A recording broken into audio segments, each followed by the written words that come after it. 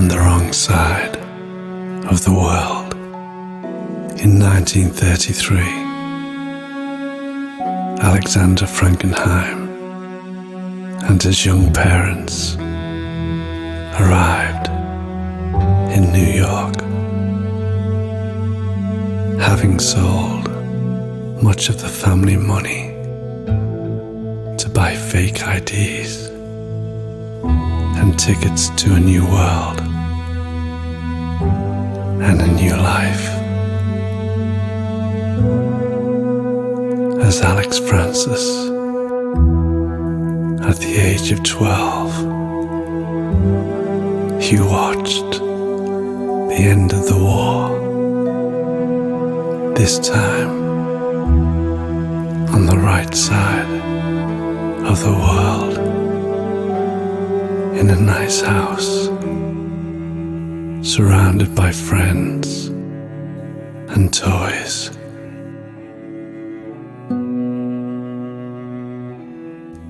Every day, Alex and his classmates had learned to sneak into cinemas to watch all the film premieres without paying for the ticket. The big screen had captured him completely, and Alex devoted his free time trying to impersonate some of his celluloid heroes, such as John Wayne, Errol Flynn, Clark Gable, and Humphrey Bogart. Years go by, but that passion does not fade and becomes, indeed, a full-time occupation. Alex, in fact, at the age of 14, is already in charge of the school's theatrical activities, where he stages musicals and tragedies with great success.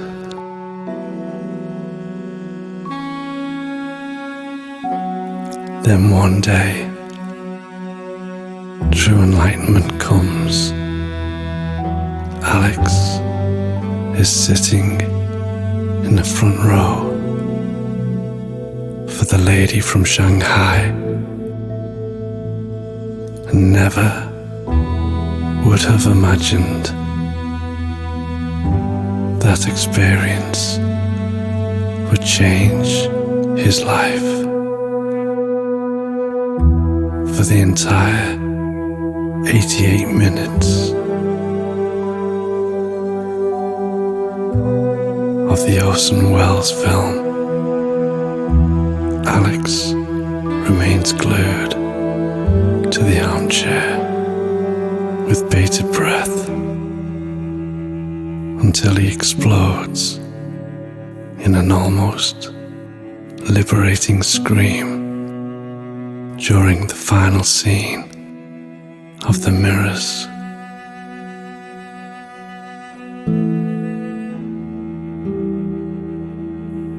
Michael O'Hara, Elsa, and Arthur Bannister become his ghosts and his constant source of inspiration. Thus came the university, the cinema school, the first directed films, the first successes, and the first damned excesses.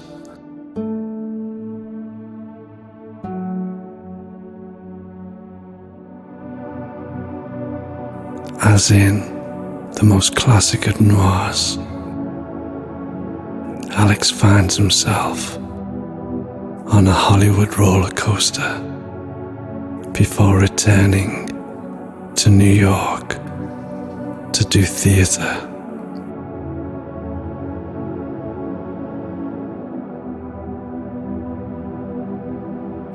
At 33, Alex Francis is a young man who has made a dream come true. At 34, recalled from the army,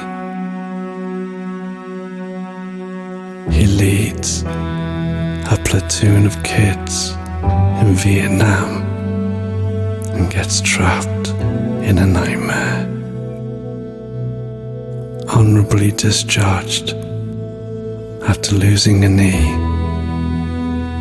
and the chance to close his eyes without reliving the horror, Alex invests his money in the only thing that can give him peace and buys a ramshackle theatre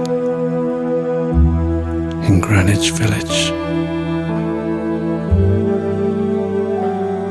which quickly becomes a point of reference for all the beatniks of the city and beyond.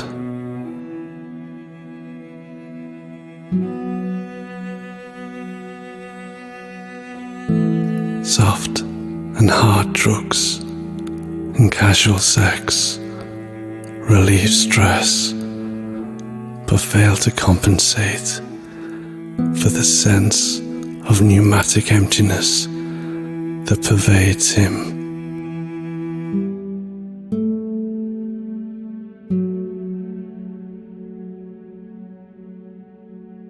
On August 10th, 1973, Alex Francis is preparing everything for the screening of his favorite classic, a reissued copy of The Lady from Shanghai that will restore the theatre coffers for a while. Tired and still stunned by the massive dose of marijuana he had just smoked, he sits down on an armchair to catch his breath and coordinate.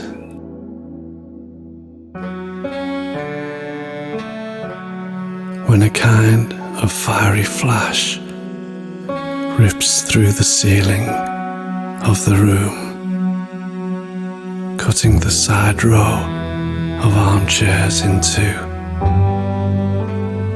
Alex remains paralyzed and doubting whether it is one of his daily hallucinations, closes and reopens his eyes several times, hoping to regain control of the situation. But after a few seconds, Alex feels lifted from the chair and begins to float in the air without any perception of his body.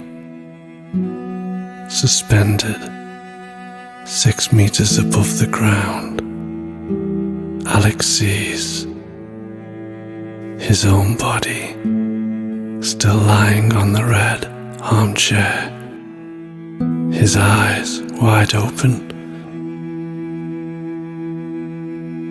and his mouth open in a macabre grin.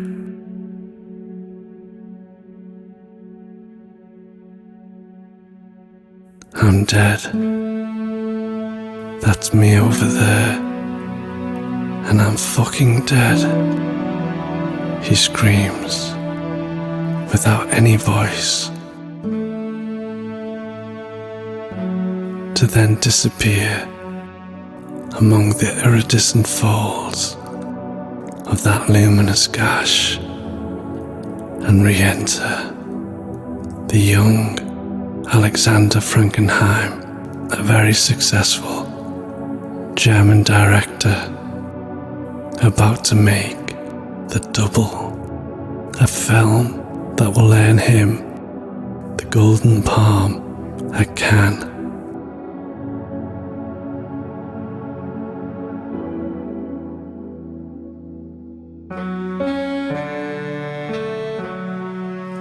"50 years later, in that same theatre, Alex Francis drags himself,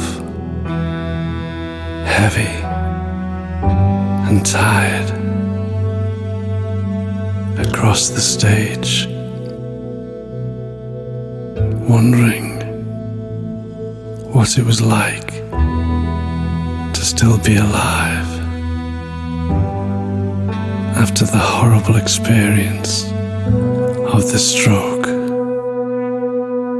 that occurred in that same place half a century ago. He hated that event with his whole being, a stupid episode which had left him without a soul.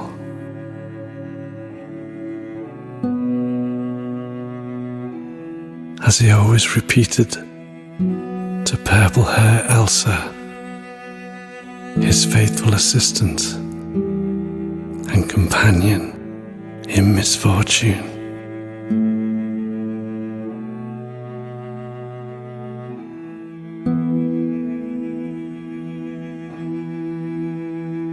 Suddenly, the lights began to shake, as if waved.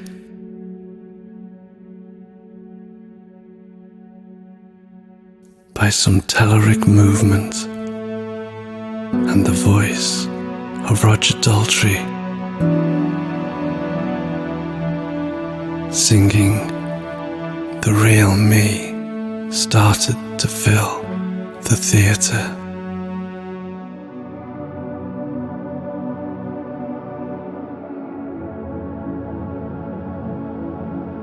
Alex looks round, annoyed by what he dismisses as one of the usual technical problems that have always haunted him.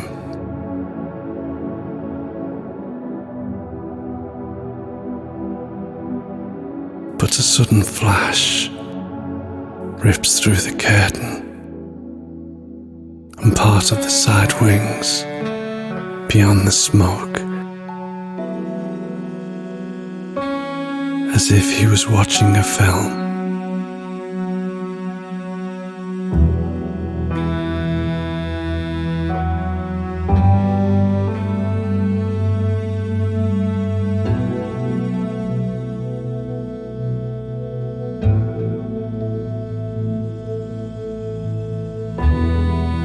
Alex begins to see the familiar figure of Alexander Frankenheim and the mythomaniac who is about to pull the trigger of his Beretta 92. Then a shot, screams, hundreds of mirrors that randomly repropose the moments of both men's lives up to the final thud, and that instant in which Alex, after rejoining Alexander's timeline, falls lifeless for the second time on the stage of his theatre.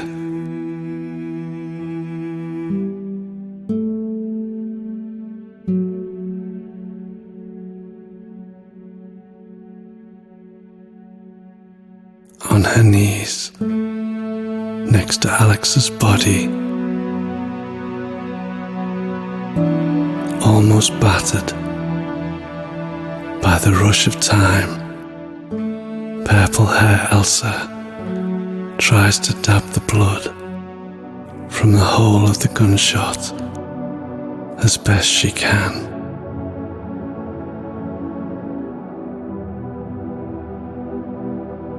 When Philip and Constance enter the theatre and look out into the empty room, the woman yells at them to call the police and an ambulance as soon as possible.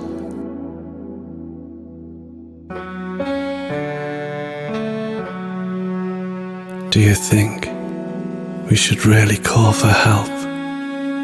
She whispers. Philip shakes his head. No. The couple, exchanging a look of understanding, back away silently, only to disappear forever into the alleys of the village.